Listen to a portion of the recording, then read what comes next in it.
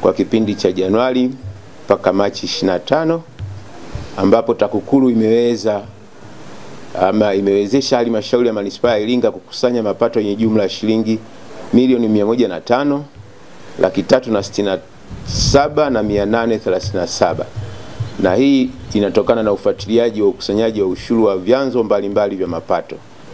na mafanikio haya yametokana na utekelezaji wa kazi zifuatazo. Moja, uchambuzi wa mifumo. Kama mnavyofahamu, katika jitihada za kuzuia vitendo vya rushwa, TAKUKURU inalo jukumu la kufanya chambuzi za mifumo ya utendaji kazi za taasisi mbalimbali za umma, serikali na binafsi, ili kubaini mianya ya rushwa na kuishauri serikali namna bora ya kuziba mianya ya rushwa hiyo. Na katika kutekeleza jukumu hili, TAKUKURU ilifanya uchambuzi wa mfumo wa ukusanyaji mapato ili kutathmini mfumo wa ukusanyaji mapato kutoka vyanzo mbalimbali vikiwemo leseni za biashara, ulipaji wa ushuru wa huduma, ulipaji wa ushuru wa malazi, ulipaji wa ushuru wa mabango, kodi za mapango, ushuru wa mazao na ushuru wa maegesho katika sehemu za biashara. Baada ya kufanya ufuatiliaji huo